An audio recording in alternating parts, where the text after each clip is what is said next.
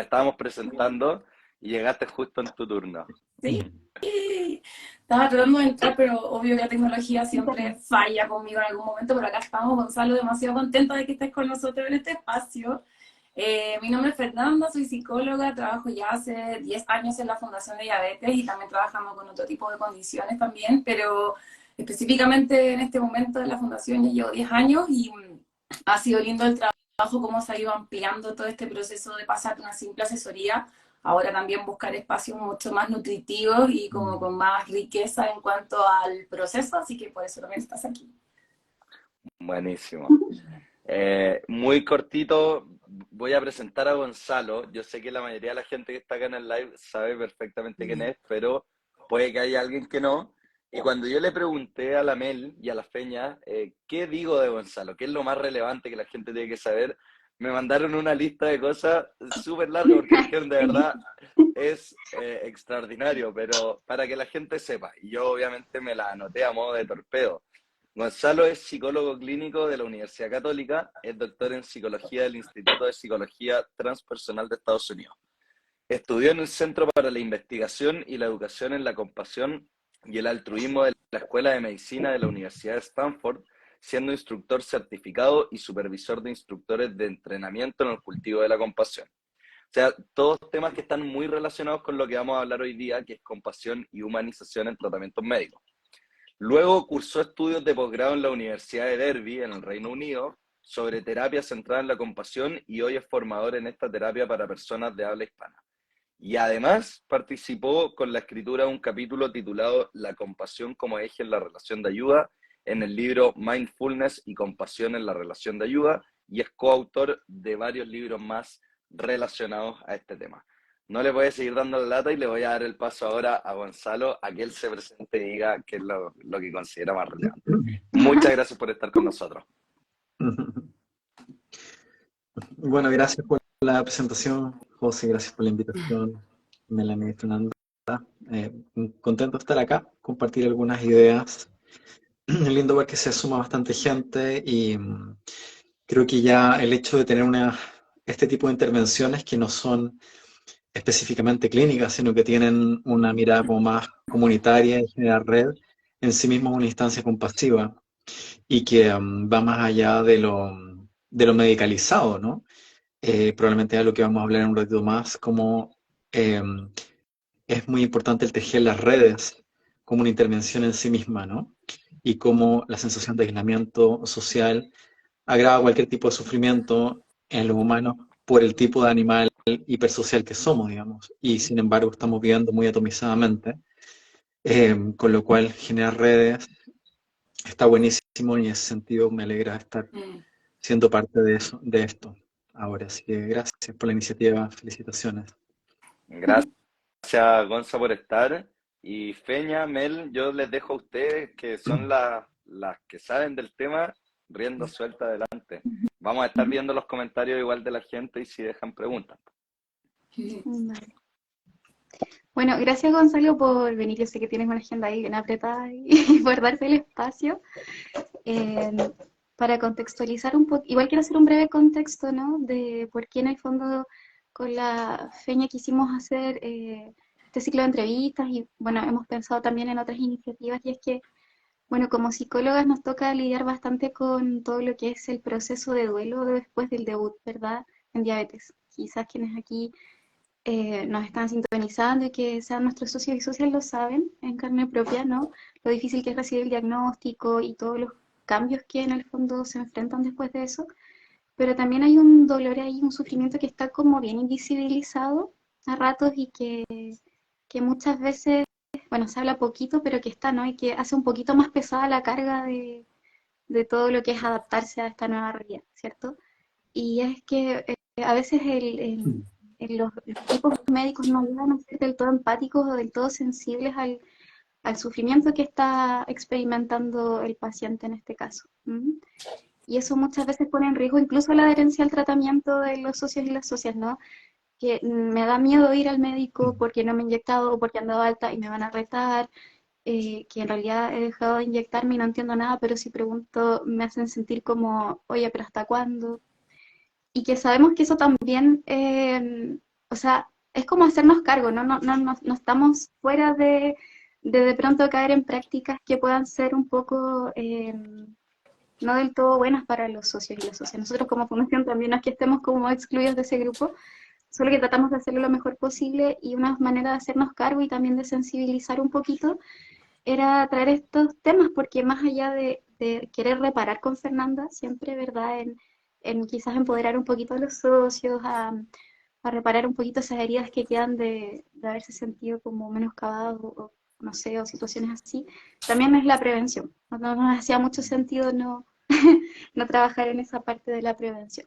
Así que eso es para dar un breve contexto. Y Gonzalo, yo quería partir haciéndote la primera preguntita, porque en realidad aquí lo que planteamos fue compasión y humanización, ¿cierto? En lo que es tratamientos de la diabetes tipo 1. Y bueno, tú trabajas desde el área de la psicología de la compasión, eres como, sabes mucho de compasión. Entonces, preguntarte qué es la compasión, ¿no? ¿Cómo se define como concepto y cómo se aterriza esto a la experiencia del profesional de la salud y a la experiencia del paciente, ¿no? ¿Cómo bajamos esta idea y, bueno, y al vínculo entre ambos? Eso. Súper. Para mí las dos preguntas están muy ligadas porque buena parte de mi trabajo con la compasión, aunque también me dedico mucho a trabajar con público general, también me he centrado muchísimo en los profesionales de la salud por los últimos, sí, 8 años, 10 años, una cosa así. Y además, cuando me encontré con la compasión en un ámbito secular, no particularmente espiritual, porque también tenía un interés previo a eso respecto a la espiritualidad, pero un ámbito secular fue a través del Center for Compassion de Stanford, el Centro para la Investigación y la Educación en la Compasión y el Altruismo de la Universidad de Stanford, justo cuando yo estaba en Estados Unidos haciendo mi doctorado en psicología. Y el tema es que el Center for Compassion se creó en la Facultad de Medicina de la Universidad de Stanford y lo fundó un neurocirujano, Jim Doty, quien tras una visita al Dalai Lama a Stanford decidieron fundar este centro para investigar la empatía, la compasión y el altruismo, cómo poder educar en estas habilidades a gente que no tiene un background o un interés necesariamente en la espiritualidad o en el budismo, sino que quienes quieren desarrollar estas habilidades en el ámbito donde vivan. Y esa idea prendió mucho ahí en el... o sea, estimuló mucho al Dalai Lama porque el Dalai Lama tiene una mente que es muy científica en un sentido y hace mucho tiempo que está promoviendo una ética secular y el cultivo de la compasión en un lenguaje universal, ¿no? Ahora, ¿por qué surge en medicina en particular, en Stanford? Surge de la observación que hace el neurocirujano James Doty del proceso de deshumanización, ¿no? Y ahí se vuelve interesante el concepto de humanización de la salud, porque en realidad el movimiento de humanización de la salud surge una percepción de deshumanización o de infrahumanización. A veces no es deshumanización, no es que a veces los pacientes se ven como no humanos, pero se ven un poco menos humanos cuando están en el rol de pacientes, ¿no? Se pueden ver como un número estadístico. Yo también trabajé en el sistema público de salud chileno, en hospital tipo 4, viendo un montón de pacientes al día y mis compañeros médicos con rendimiento de 5 pacientes por hora, etcétera.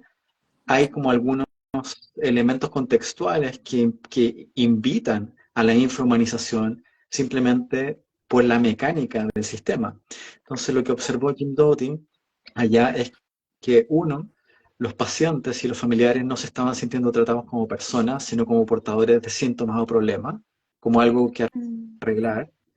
Y dos, los profesionales de la salud estaban sufriendo dosis muy altas de burnout, ¿cierto? Y de síntomas ansiosos y depresivos, insatisfacción laboral. Bueno, hay una epidemia de burnout en los profesionales de la salud a nivel global, incluso antes de la pandemia. Muy, muy grande, al punto de 50% con síntomas de burnout, 10% con ideación suicida en médicos menores de 30 años, o sea, una locura. Entonces, surge en ese momento una intuición interesante de Doty que dice, puede que todo esto sea una crisis de compasión, que nos alejamos el servicio de salud que es, si uno lo piensa, esencialmente compasivo. Debiese ser de lo más compasivo que hay, porque es cuidar de quienes necesitan cuidado. De pronto hemos visto que hemos tecnocratizado esto, tecnificado esto al punto que perdimos el corazón del asunto, ¿no? Entonces, surge ahí el entrenamiento en compasión en la Universidad de Stanford en medicina. Me estoy dando una vuelta ahí, pero voy a la definición de compasión porque en realidad es la que usamos en ese programa, en entrenamiento en compasión y también en terapia centrada en la compasión, pero es una definición que ya está bastante estandarizada en investigación en neurociencia de la compasión o psicología social de la compasión, que es la compasión como una sensibilidad o apertura a percibir el sufrimiento en uno mismo y en los demás, unido a la motivación de aliviar y de prevenir ese sufrimiento. Es decir, es percepción, darme cuenta de que hay dolor, sufrimiento, malestar, unido a esta segunda parte que es la motivación de ayudar a aliviar y prevenir ese sufrimiento. Y bueno, los hospitales, las clínicas, los espacios que trabajan con personas con enfermedades son atractores de sufrimiento, digamos. O sea, nadie va al médico porque se lo está pasando bien. Bueno, el psicólogo tampoco. No tenemos más suerte el psicólogo al respecto. Pero hay sufrimiento, por tanto, la compasión, obviamente, que debe ser un elemento central en las profesiones sanitarias. Y podemos analizar el por qué no se da en muchos casos en un momento más, pero podemos definirlo así, compasión como sensibilidad al sufrimiento más la motivación de aliviar y prevenir el sufrimiento. Vale, gracias Gonzalo.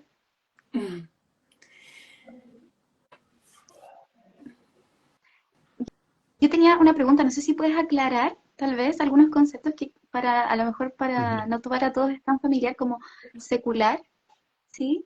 ¿A qué te refieres con programas bien seculares? Sí. Sí, estoy usando el término secular como sinónimo de universal, un lenguaje universal, es decir, podríamos usarlo como en contraste a algo religioso, lo secular, porque usualmente se entiende la compasión como un concepto ligado a la religión, ¿no? Pero eso puede ser problemático. Uno, porque puede asumir que para ser compasivo hay que ser religioso, y no es cierto. De hecho, la compasión no es prerrogativa de ninguna tradición ni religiosa, ni filosófica, ni espiritual. Es universal. Y de hecho, si quieren podemos hablar un poco de eso, es instintiva hasta cierto punto y después puede ser expandida más allá de lo instintivo para abrazar la humanidad compartida más allá de mi familia, ¿no? Entonces, eso sería una dificultad de la compasión pensada como algo religioso. Lo otro que es complejo de pensarlo en términos religiosos es que muchas veces está asociado a la idea de lástima, de que la compasión se ofrece de arriba hacia abajo, ¿no? Sobre todo si tenemos la idea de que Dios sacrifica a su Hijo para nosotros pecadores, ¿no? Si estamos en ese marco cultural, es como algo muy grande y muy elevado y un poco hacia abajo, ¿no? Y esta mirada de arriba hacia abajo, que está más asociada a la lástima, desgraciadamente muchas veces se ve en medicina. Muchas veces he estado con pacientes que me dicen que se han sentido como tratados hacia abajo por el profesional de la salud. Y bueno, literalmente, si eres paciente, muchas veces te quedas mirando para arriba a este señor o esta señora con bata blanca, con varios marcadores de autoridad, que literalmente te mira hacia abajo, te escucha un poquito, pero luego te explica, con suerte te explica, ¿no?, lo que te pasa, es el experto sobre tu experiencia. Entonces, esta experiencia de arriba abajo la ligamos más a la lástima. Y parte de mi trabajo en estos años respecto a la divulgación y la educación sobre la ciencia y la compasión es separar esos dos constructos de la compasión y la lástima, ya que a diferencia de la lástima en la cual la mirada es de arriba hacia abajo, la compasión se da entre iguales, pero no quiere decir que los dos seamos médicos, los dos seamos pacientes, sino que son dos iguales ontológicos. Es decir, que esencialmente estamos en el mismo barco humano, Lo que te pasa a ti como paciente me puede pasar a mí o a mi hermana o a mi pareja mañana, y los pacientes son muy, muy, muy sensibles a cuando se les trata como un tal como yo, como un ser humano tal como yo, pese a nuestros diferentes roles, pero básicamente tal como yo, a cuando se les mira de un lugar en que me transmiten que no eres tal como yo. Esto puede parecer súper burdo, pero incluso en psicología, en psicoterapia, que es una profesión tan cercana, muchos pacientes se sienten mirados por su terapeuta desde un lugar de supuesto saber o de un lugar de salud, ¿no? Hacia alguien que está en patología. Entonces, ¿qué es lo que pasa ahí cuando falta esa humanidad compartida, ese compartir la misma condición? Cuesta que se dé el vínculo terapéutico sano, y el vínculo terapéutico sano es uno de los mejores predictores de adherencia a los tratamientos y de éxito terapéutico, no solamente en psicoterapia, sino que en intervención médica. Los ingleses han investigado mucho, mucho esta idea. Ellos le llaman en su modelo Intelligent Kindness, que es un modelo que ha entrado mucho en el modelo de salud inglés, y que muestra que la alianza terapéutica en la cual los pacientes sienten un vínculo, en inglés es kinship. Kinship es como una familiaridad con su equipo de salud. Los pacientes que logran esa sensación de kinship o familiaridad con su equipo de salud, es habitual que anden mejor en su tratamiento, que tengan mejor resultado, que se vayan de alta antes, etcétera, porque mejora la adherencia al tratamiento, porque la compasión, la amabilidad y el acompañamiento genuino es, en un sentido podemos decir, es opiáceo para los seres humanos, activa el sistema de calma y afiliación, con lo cual disminuye la activación de la sensación de amenaza, y el cuerpo y la mente están lo mejor que puede estar dentro de su diagnóstico cuando nos sentimos en un vínculo seguro. Oye, pueden meter la cuchara cuando Sí. quieran, si me largo mucho, ¿vale? No, yo puedo interrumpir, pero no quiero interrumpir porque quiero escucharte. Pero me hace mucho sentido lo que dices, sobre todo, Gonzalo, esta sensación de familiaridad. Creo que pasa mucho en nuestra fundación. Creo que ese es como, no es como, es nuestro sello. Y es bonito cuando los socios llegan y te dicen, oye, ¿sabes qué? Primera vez que me siento tranquila o en calma, que es un poco ligado a lo que estás diciendo tú de cómo se activan estos sistemas de amenaza y de calma. Porque tampoco tiene que ver mucho con la experiencia. Nosotros nos dicen, uy, qué jóvenes son, pensando en que siempre van con eminencias, ¿cierto? De equipos de salud en donde tienen toda esta como sabiduría. Pero no tiene tanto que ver con eso. O sea, si bien nosotros tenemos este conocimiento de la diabetes, también tenemos esta cercanía, esta familiaridad que dices tú. En algún momento, incluso como dato rosa, se pensó que nosotros como profesionales tuviéramos quizás, no sé, una capa o algo que identificara que fuéramos de la fundación al atender. Y no se hizo porque finalmente esto también, estar con un chaleco, estar con una ropa como normal, también te hace sentir cómodo, y son cosas que uno pensaría que no se notan, pero sí marcan la diferencia, y socios nos han dicho que, ¿sabes qué? La cercanía que tú me generas, el hecho que no sé si son jovencitas o no, que tampoco pasa por ahí, es la confianza que me generan acá.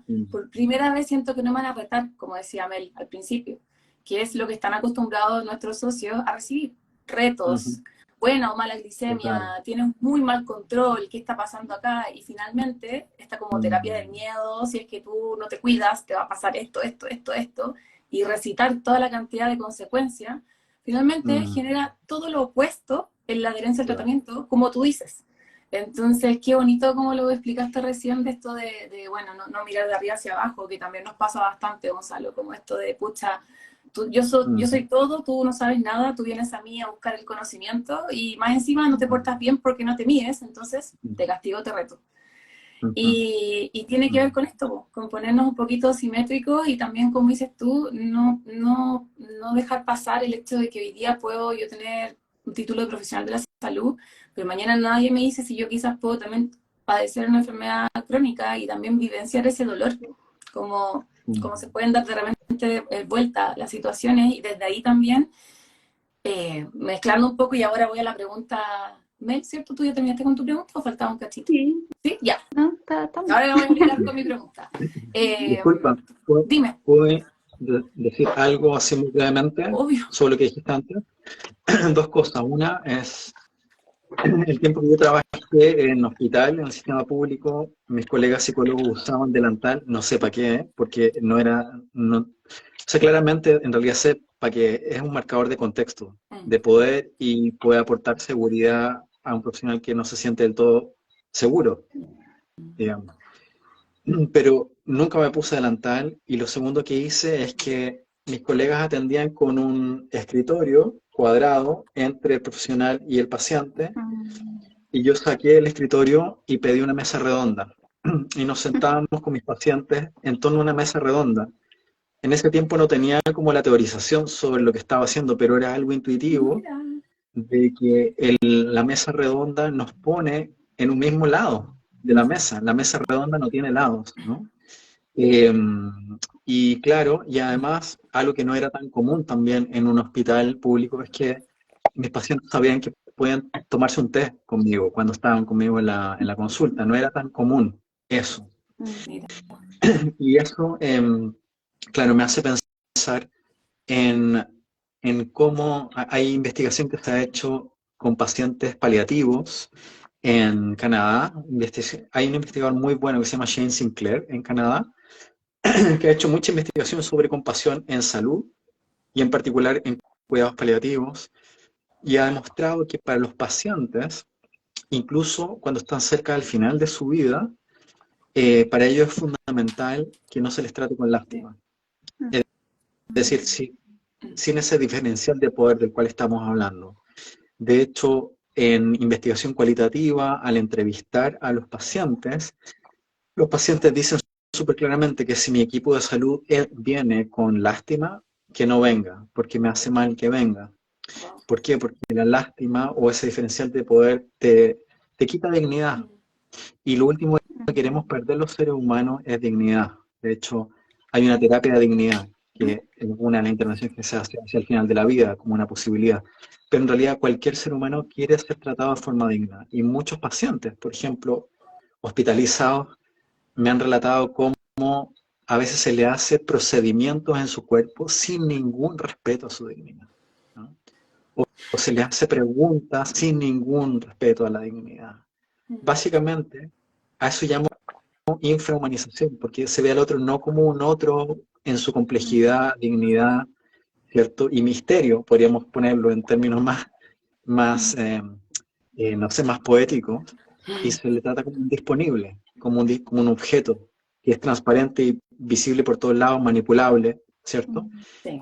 A quien no hace falta, digamos, tomar en cuenta su subjetividad. Yo creo que para los seres humanos no es como algo deseable que se tome en cuenta nuestra subjetividad, sino que es algo indispensable para sanar y para aprender. El que se nos considere seres sensibles, ¿no?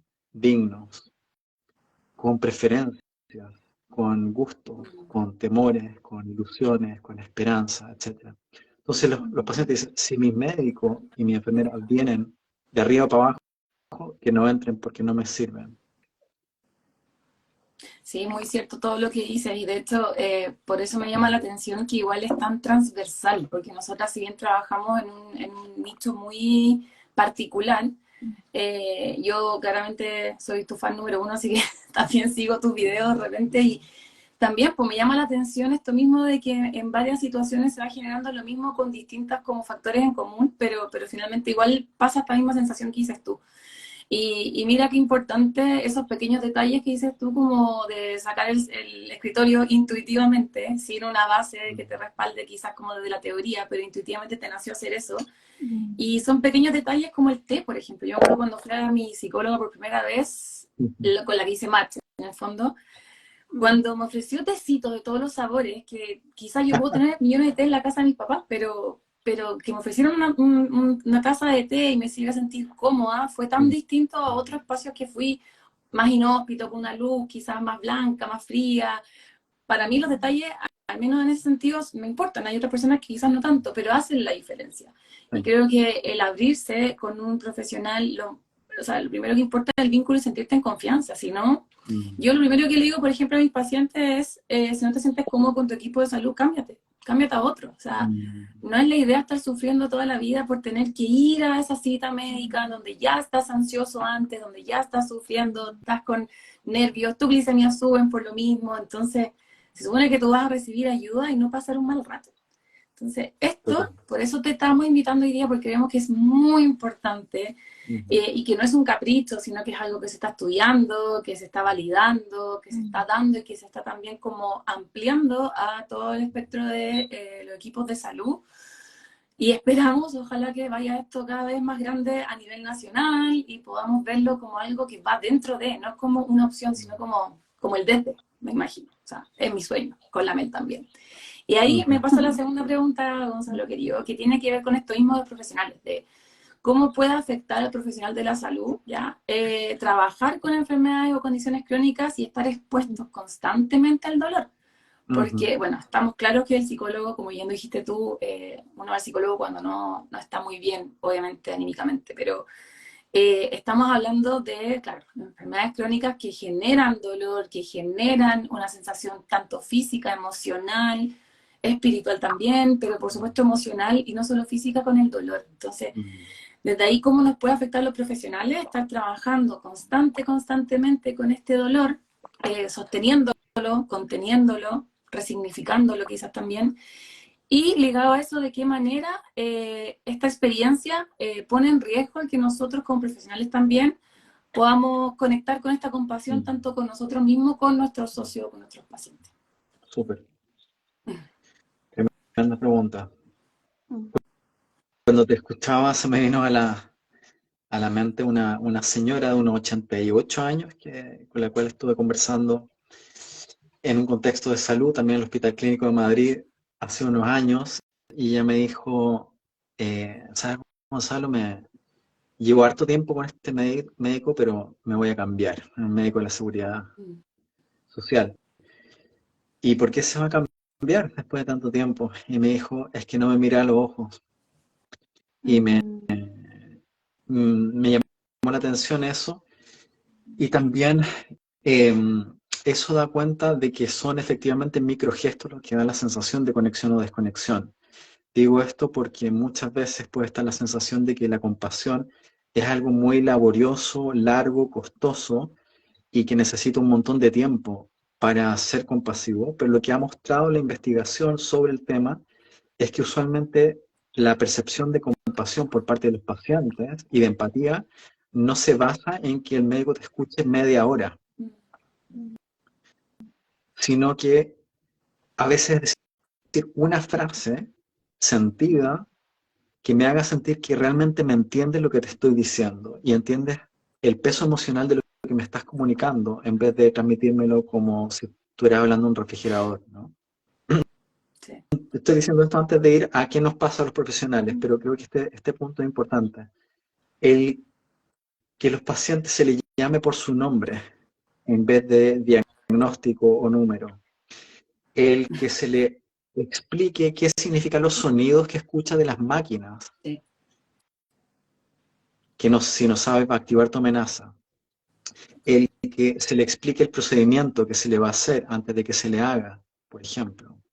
De hecho, por ejemplo, hay una investigación que me encanta y siempre cito, en parte porque es antigua, es del año como 65 creo, de Harvard, en que en una investigación en la cual se iba a hacer una intervención quirúrgica intraabdominal con pacientes, se iba a hacer operación en el abdomen, a la mitad de los pacientes se le hizo la intervención habitual, que es nada, o sea, la operación y ya, y a lo otro se le explicaba antes, el anestesista iba a visitar y le explicaba qué se le iba a hacer y qué iba a sentir, cómo iba a ser el proceso de recuperación, etc.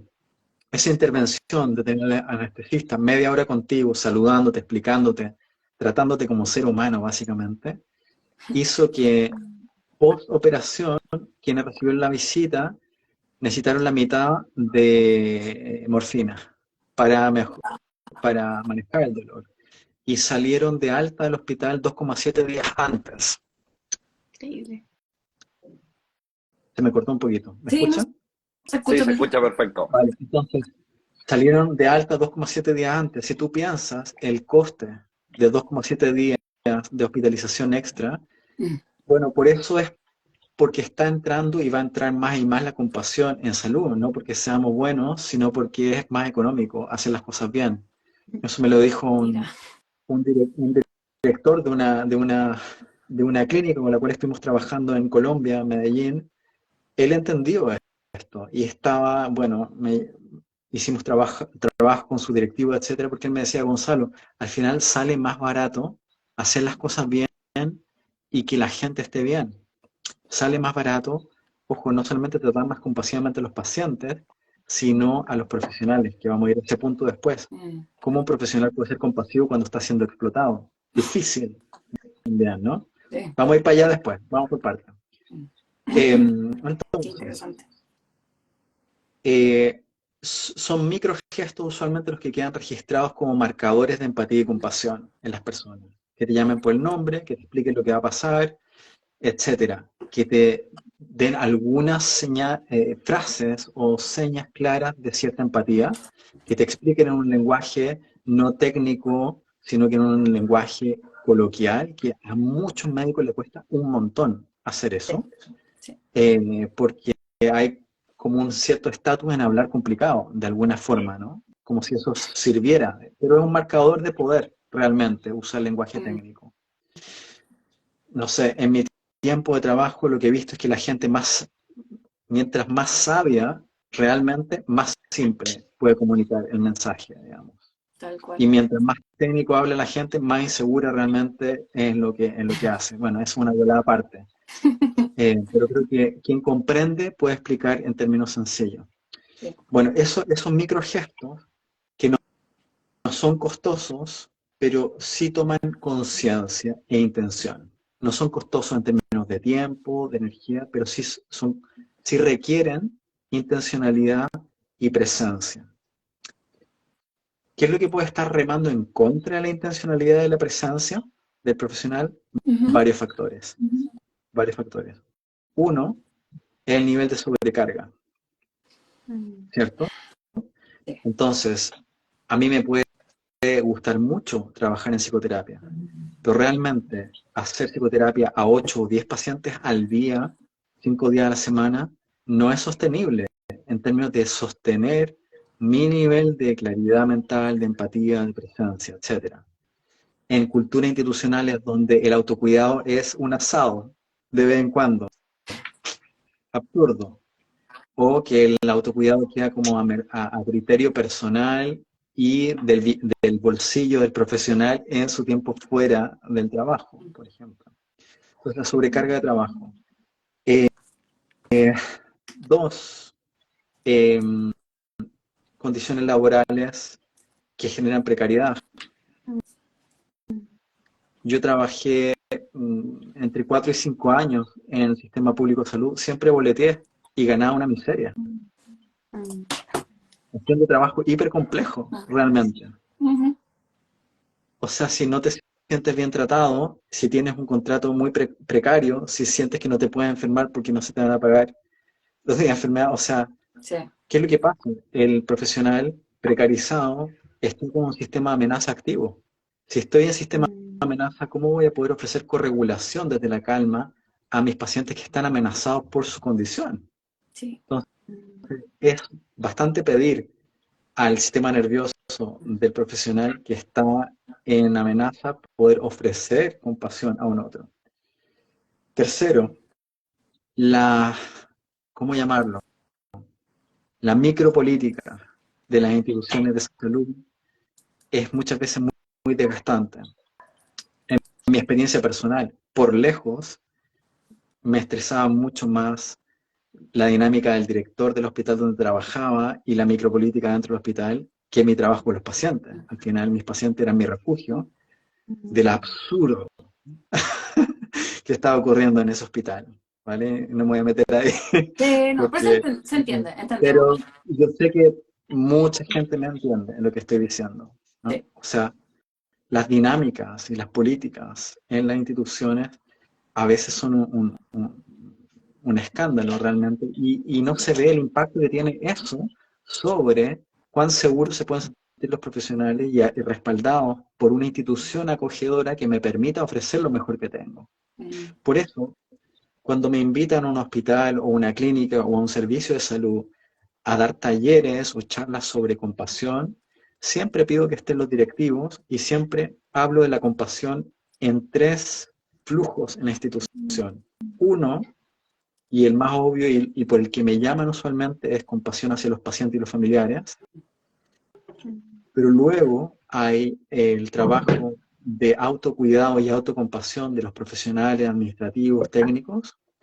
Y 3, y quizás uno de los más importantes porque es de arriba hacia abajo y define la cultura, es políticas compasivas de la institución a los profesionales técnicos y administrativos.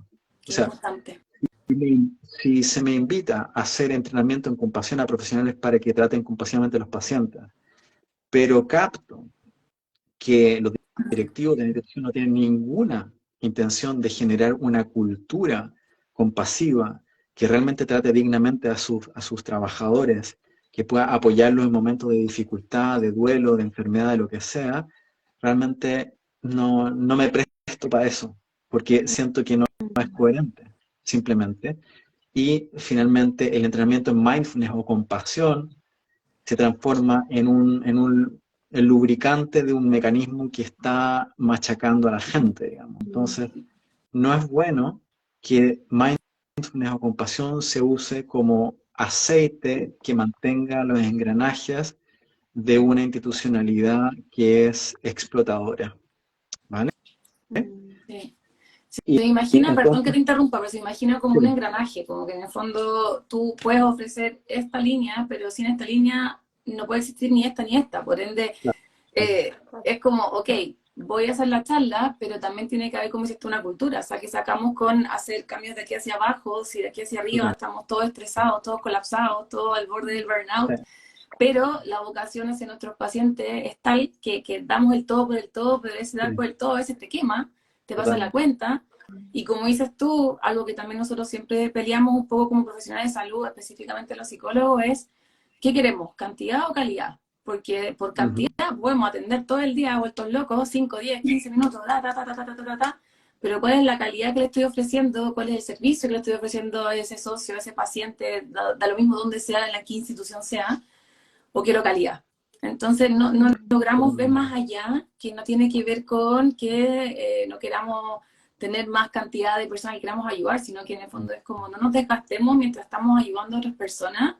Y como dices tú también, esa vuelta, esa mirada hacia atrás de yo también tengo que ser compasivo conmigo misma, conmigo mismo, para también saber cuándo parar, o lo que decías tú, que importante esto de si tengo un ritmo de 8 o 10 pacientes diarios toda la semana por el sinfín de los tiempos, obvio que también quizás no es sostenible en el tiempo. Entonces, creo que como te escuchaba y se imaginaba, claro, como un engranaje, o sea, esto funciona si esto se mueve y Sí, esto se mueve y va hacia todos lados, de arriba hacia abajo y transversal, sí. ¿no? Mm. Tal cual, y no es que necesite plantearse todo perfecto de inmediato. Hay que partir por algún lado. Mm. Pero creo que cualquier mirada que quiera traer compasión a una institución de salud debe involucrar a, a los directivos, ¿no? A las directivas de esa institución, y porque creo que el cambio necesita incluir o partir incluso desde ahí. ¿Y por qué está ocurriendo en algunos espacios de salud en distintos países? Porque también se está viendo que es costo efectivo hacerlo. O sea, lo que se ha visto, por ejemplo, es que instituciones de salud más compasivas no solamente eh, son más valoradas por los pacientes y sus familias, que ojo, más y más hospitales y clínicas, incluidos en Chile, están pasando encuestas de satisfacción a los usuarios una vez que se van de alta. Es decir, está importando cada vez más y en muchas se está preguntando en esas encuestas si se han sentido tratados con empatía, ¿no? Es decir, es una variable que está entrando. Pero bueno, no solamente las instituciones más compasivas tienen mejor evaluación de los pacientes y familiares, sino que también tienen menos tasas de burnout en sus profesionales, que se traduce en menos días de licencia, que es coste para el sistema, y también reciben menos demandas, que también es algo que le importa a las instituciones porque muchas instituciones son demandadas. Entonces las instituciones que que cumplen ciertos estándares de trato compasivo a los usuarios reciben sistemáticamente, o sea, estadísticamente significativamente, menos demandas. Entonces, cuando los liderazgos son inteligentes, los liderazgos inteligentes hoy en día ya no son el patrón de fondo que manda todo de arriba para abajo, digamos. El liderazgo inteligente que vemos hoy en día es un liderazgo que toma en cuenta lo que se ha llamado anteriormente las habilidades blandas, que no tienen nada de blando en términos del impacto que tienen, ¿no? Sí. En los usuarios. O sea, incluso esas habilidades blandas son muy duras en términos económicos y eso está cuantificado. Hay cientos de artículos sobre estos temas. No estamos hablando de algo especulativo. Aprovecho de recomendar un libro que le puede interesar a alguno de los oyentes que se llama Compassionomics, que lo que hace ese libro es sintetiza gran parte de la investigación disponible de compasión en salud y lo analiza desde todos los ángulos de los cuales estoy hablando ahora. Pacientes, profesionales, institución, cultura, etc.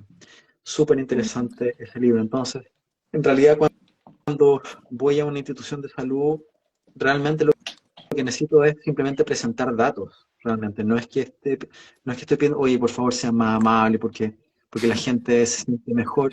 Te vas a ahorrar plata, ¿cierto? La gente está mejor, menos demanda. Sí. O sea, es así. Pasa Sí. que, pasa que todavía estamos lentos, parece, en incorporar la evidencia científica en nuestras prácticas, ¿no? Pero hay investigación hecha sobre esto. Y se está haciendo más. Ahora, les quiero mostrar muy brevemente un libro que también les puede interesar a algunos. ¿Acá puedo? Sí, dale. Un segundo. Sí, vale, Sí, obvio. Muestro, bacán. ¿ahí se ve? Manual. Ajá, sí, Sí. Gabriel Manual de Eras. Psicología en la unidad de cuidados intensivos. Ese es un libro que sale ahora en septiembre. Está editado y Ay, qué coordinado por la bueno. gente de Proyecto UCI. Gabriel Eras, a lo mejor a alguno le suena Gabriel Eras. Sí, sí, sí. Bueno, Gabriel es médico intensivista, fundó el proyecto con nosotros como instructor en el entrenamiento del cultivo de la compasión. Y bueno, están encabezando una revolución muy bonita realmente, que está llegando a un montón de hospitales de todas partes, incluidos algunos de Chile, que están haciendo cambios en su funcionamiento con factores que son objetivables y medibles para certificarse en humanización. Entonces creo que hay varias cosas que ya se están como estandarizando. Ahí escribimos un capítulo con Gabriel sobre compasión en salud. Entonces están saliendo más y más iniciativas, más proyectos, más evidencia que está mostrando esto. Buenísimo. Fernanda, me preguntaste brevemente antes Sí. por el desgaste. Ujú. Las personas nos podemos desgastar en nuestro trabajo, por eso parte de una estrategia compasiva en salud es cuidar a los profesionales debidamente. Pero lo que quería como distinguir ahí es que hay un concepto que se está usando en la literatura, sobre todo en enfermería, en la última década, que es fatiga por compasión. Mm, Y algo que argumentan algunos autores y que yo también lo he defendido en algunos artículos es que no creo que exista la fatiga por compasión, sino que le llamamos fatiga por distrés empático. Hay traumatización secundaria por estar expuesto al sufrimiento de los pacientes. Hay maltrato organizacional también hacia muchos profesionales. Hay lo que se llama distrés moral, que es un término súper interesante también, que se refiere a la dificultad que podemos tener los profesionales en expresar nuestros valores en nuestro lugar de trabajo. Distrés moral. En fin, hay muchas razones por las cuales podemos quemarnos, pero el término fatiga por compasión es muy desafortunado. ¿Por qué? Porque sugiere que los profesionales se queman por ser muy compasivos. Y no es eso lo que muestra la evidencia. La evidencia muestra que se queman porque están sobreexplotados, porque tienen malas políticas institucionales, por el distrés moral, etc. Y efectivamente lo que muestra la evidencia es que los profesionales más compasivos tienen mayores factores de resiliencia frente al burnout, efectivamente. Y de hecho, aunque un término que explotó en la literatura y se ha hablado mucho de fatiga por compasión, el test que se usa para medir fatiga por compasión, que es el ProQoL, el Professional Quality of Life Scale, tiene dos subescalas. Una subescala es burnout y lo otro es estrés secundario. Entonces tú mides estrés secundario y burnout y dices, esto es fatiga por compasión. Y no hay nada que mida compasión. Claro. Claro. Entonces, es un problema eso, porque al usar el término, la gente puede pensar, no hay que ser compasivo porque la compasión fatiga. Y lo que sabemos por la investigación es que la compasión protege frente a la fatiga por distrés empático. En fin, una nota que quería añadir. Gonzalo, No, muy interesante. Sí. no, me quedan como hartas ideas dando vueltas de lo que dices, lo que dijiste sobre todo al comienzo cuando mencionas que muchas veces llega como una sensación de alivio, de bienestar cuando se les cuenta paso por paso, ¿cierto? A las personas lo que les va a pasar, ¿cierto? Como que se les devuelve un poco el poder sobre sí mismos el momento en que están viviendo una situación de mucha vulnerabilidad, que es estar enfermo en un contexto, o bien enfrentando un nuevo diagnóstico en un contexto complejo. Me hace pensar también en el propósito que tiene la fundación, que es educativo, ¿no? Como muchas veces vuelve el alma al cuerpo porque en el fondo lo que no me explicaron amablemente en el contexto en que debuté, en que estaba así como, uff, está todo a 1000 por hora, no entiendo nada, me siento súper mal, llorando, y simplemente me dijeron, ya, pero es que si usted no se aprende esto, no se puede llevar a su hijo a la casa, y lo siento mucho. Y el estrés vivido ahí, ¿verdad? Y claro, la educación es el tratamiento en parte también porque eso apacigua. Es Total. como, uf, como ya, gracias por explicarme, gracias por detenerte a explicarme cómo se hace este procedimiento, que no era tan difícil, pero fui incapaz de entenderlo. Eso, pensaba un poquito en parte de lo que decías, entre tantas cosas que estabas mencionando. Es que algo que no se entiende usualmente, y yo creo que en realidad, si vamos al fondo, es consecuencia del dualismo cartesiano en la cual se mueve toda nuestra ciencia médica, como que no entendemos que la educación es una intervención biológica. Es decir, yo puedo activar en ti el cortisol, la adrenalina, la respuesta de lucha, huido, parálisis, con lo que te digo. Ni siquiera con lo que te digo, cómo te miro. Sí. No solo cómo te miro, cómo te escucho si no te escucho.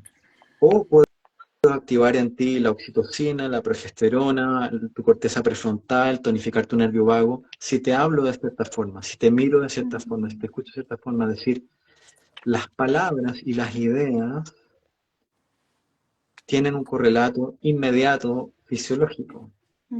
Y yo no tengo mucho contexto de la investigación con pacientes con diabetes, pero viendo el ejemplo que traías, hay sí investigación sobre dar noticia a pacientes que reciben el diagnóstico de cáncer, por ejemplo, que es una situación súper potencialmente muy, muy estresante. Y lo que se ha investigado al respecto es que con una pequeña intervención del médico al momento de dar la noticia, y esa intervención literalmente no toma más de 1 minuto extra, bajan a un nivel significativo los niveles de ansiedad del paciente medido objetivamente.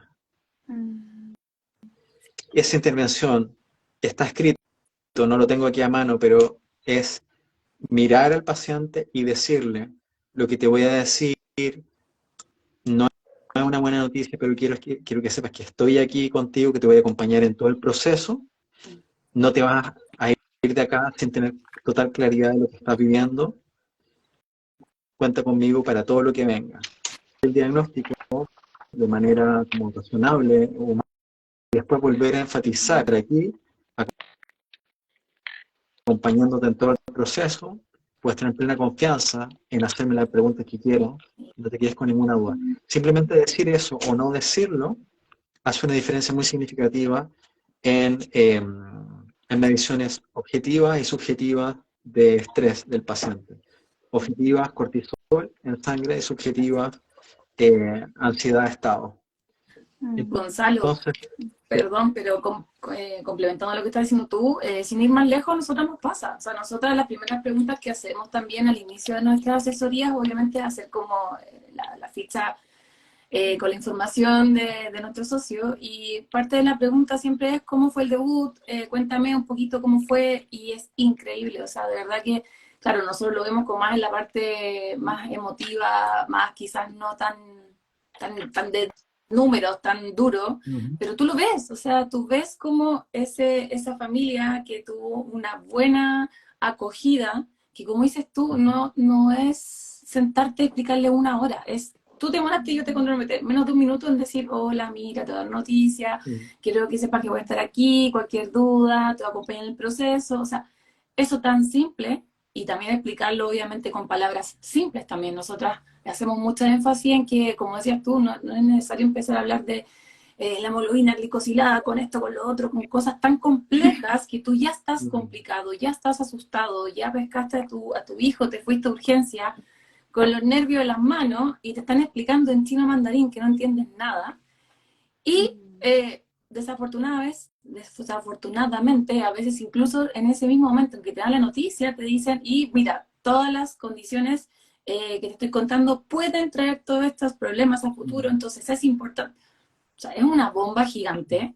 Y yo lo comparo, como te digo, cuando yo les pregunto a los familiares, tú ves cuando te explican desde el miedo, cuando te explican incluso desde el poco tiempo, como mira, esto, listo, yo después vuelvo a la otra ronda y me voy, de ahí vuelvo, y nunca supiste bien qué es lo que era, no te explicaron bien tampoco, es real, o sea, yo no tengo los datos acá, pero te puedo decir, todos estos socios han ujú, tenido un debut y un diagnóstico y un inicio quizás en este proceso del camino de la diabetes mucho más complejo, mucho más arduo, con muchos más miedos, más aprensiones, con muchas más dudas, inseguridades, versus los que tienen la misma condición, pero en otro momento fueron acogidos de una forma distinta y lo ven de una forma distinta, y no porque les metieron a la fuerza esa idea, sino como que ellos mismos con sus propios ojos pudieron ver de esta forma la diabetes sí como de otra mirada y también más acompañada.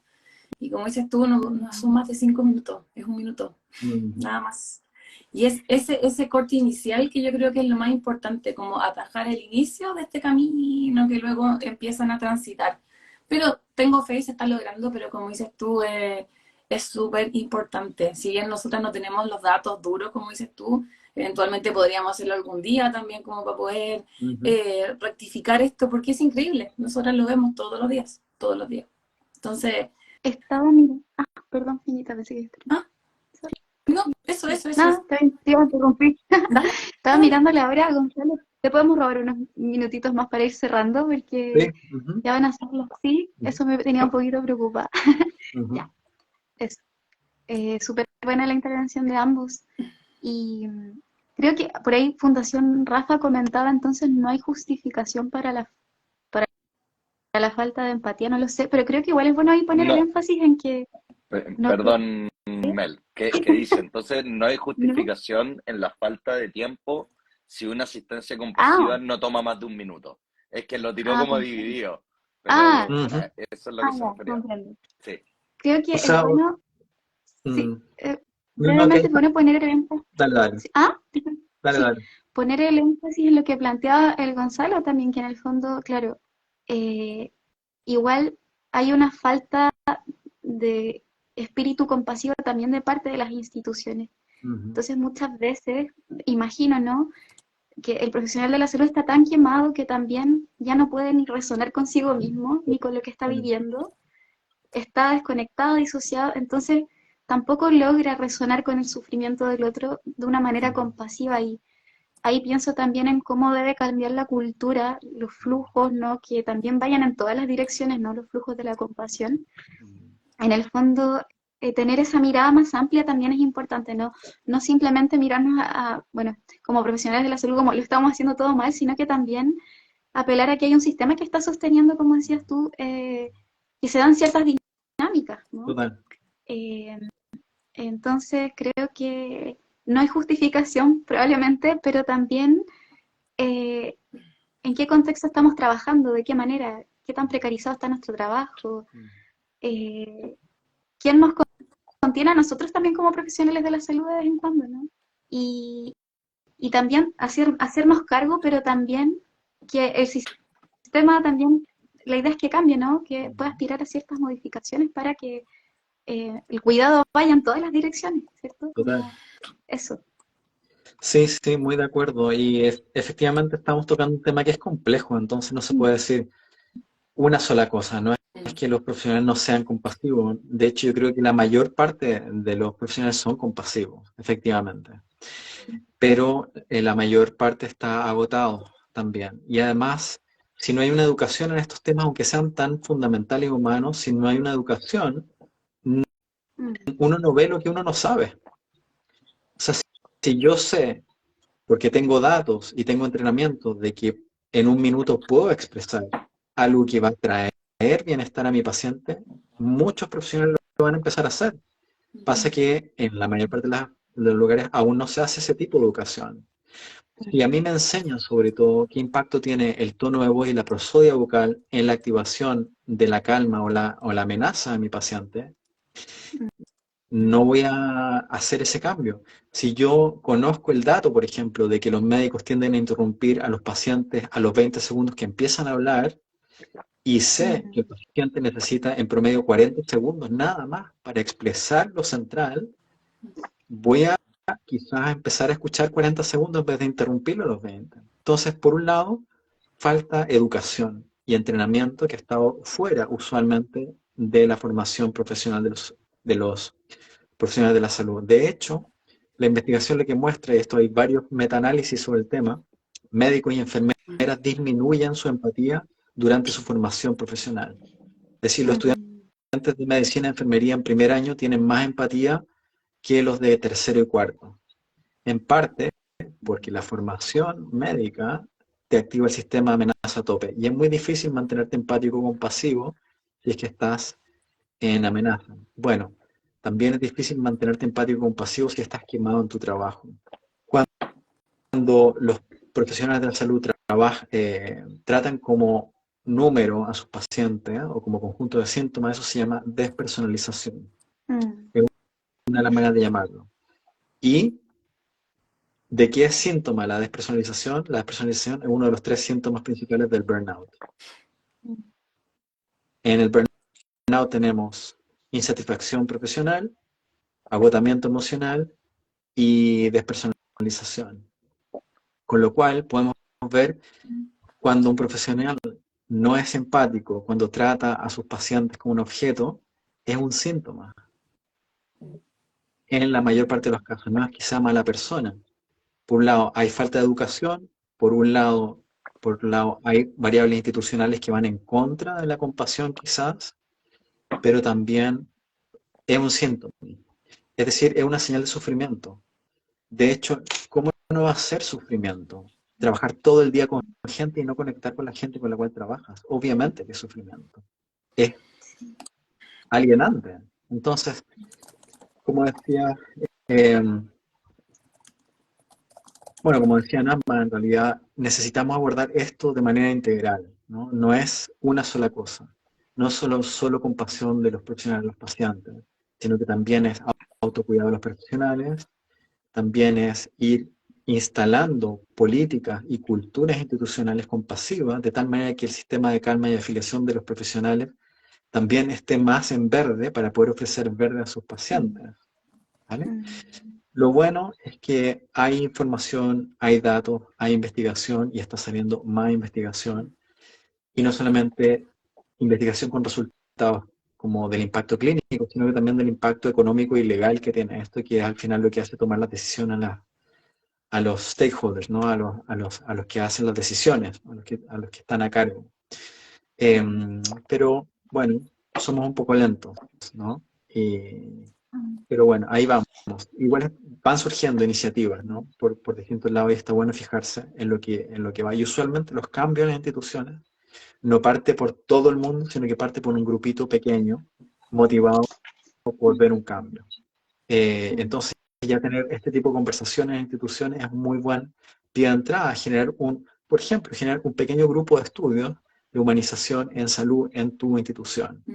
Y se leen el libro, por ejemplo, alguno de los que he dejado por acá y discuten el tema, invitan a gente, etcétera, bueno, un poco lo que están haciendo ustedes ahora.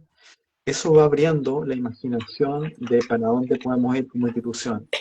Y obviamente que eso redunda en un mejor estar de los pacientes y familiares, pero también de los profesionales. Al final, todos estamos más a gusto cuando nos sentimos tratados como humanos, ¿no? Sí, muy cierto. Gracias, Gonzalo. Súper interesante, siento que siempre falta tiempo para hablar temas tan grandes, tan complejos. Y, no sé, te agradecemos mucho que hayas venido, de verdad, y puesto esta perspectiva acá junto con nosotros.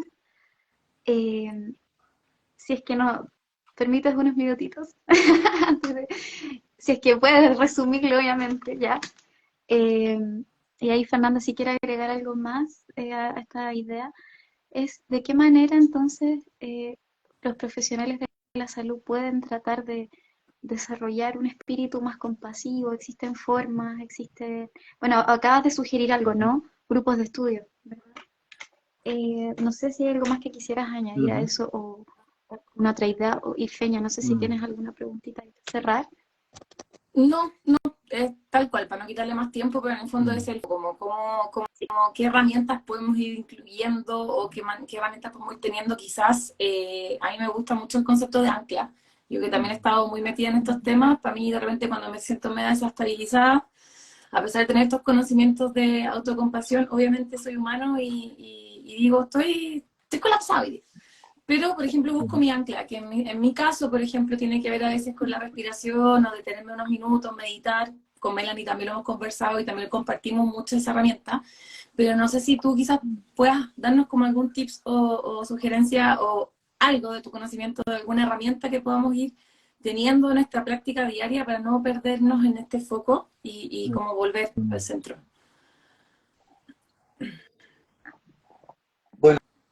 No, es un tema amplio y complejo, ¿cierto? Pero si pensamos en microgestos que podrían ayudar, Sí. Lo que he visto en estos años, por ejemplo, con gente que ha tomado la formación en CDFT, que a veces vienen de mismas instituciones o mismos hospitales, generan un mini espacio de práctica, a veces son 15 minutos o 20 minutos a la semana, ponen un audio quizás que está grabado o hacen una práctica de meditación juntos, por ejemplo. Es decir, tener alguna práctica ayuda y hay evidencia que muestra que programas basados en mindfulness y compasión ayuda a los profesionales de la salud a quemarse menos en su trabajo. Si eso fuese apoyado por políticas institucionales y los cambios más arriba hacia abajo que decíamos antes, pues mejor. Partiendo, por ejemplo, por dar espacio para que los profesionales puedan no estar volcados 100% al rendimiento de pacientes por hora, sino que también espacios de supervisión, de autocuidado y de formación continua, por ejemplo. Lo otro que ayuda mucho es tener espacios donde los profesionales puedan hablar de los casos. Incluso algo aparte, distinto, complementario a una supervisión técnica, que es traer los casos, sobre todo casos que tienen como complejidades emocionales o éticas en su manejo. Por la complejidad de las historias que surgen, por cómo manejar este caso. Bueno, una estrategia relativamente barata y muy útil es tener espacios para presentar estos casos entre grupos de pares. Incluso en España he visto espacios donde se hacen interinstituciones, que se juntan gente de este hospital con este otro hospital, gente que se dedica más o menos a los mismos temas, se juntan, por ejemplo, una vez cada 3 semanas, una vez al mes, y un equipo trae un caso con las complejidades y las dificultades que ha tenido y se escuchan a los demás. Eso es súper sinérgico realmente el efecto que tiene. Es muy positivo para los seres humanos no quedarnos con las historias en nosotros mismos y para la casa, sino que tener un espacio seguro que no sea la familia, la pareja, qué sé yo, el perro, sino que te escuche otro humano que está en eso y que entiende la complejidad de lo que estás diciendo, de mucha ayuda. Entonces yo diría que tener algún tipo de práctica grupal, una vez a la semana, tener un espacio de diálogo, quizás cada 2 semanas, ir dando un poco la pelea en el buen sentido con las direcciones de las instituciones para justificar que esto va a ir en favor de los pacientes, aunque no estemos viendo pacientes en ese rato, Sí. y hay datos para mostrar eso. Yo creo que es un buen punto de entrada. Y quizás una cosa más, porque es algo que he estado viendo muy importante como en mí en este tiempo y en otros, es la actividad física. O sea, no todo autocuidado es mental, es diálogo Sí. o es práctica, meditación, sino que mover el cuerpo. Mover el cuerpo, pienso que es por lo menos la mitad del autocuidado. Para quienes nos pasamos mucho tiempo pensando, empatizando, reflexionando, es pararte, moverte, hacer cualquier cosa. Tai chi, chikun, yoga, baile, jardinería, caminata, lo que venga, pero mover el cuerpo, porque no estamos diseñados evolutivamente para estar sentados 10 horas al día. Así que deberíamos pararnos de esta conversación Ya. ya.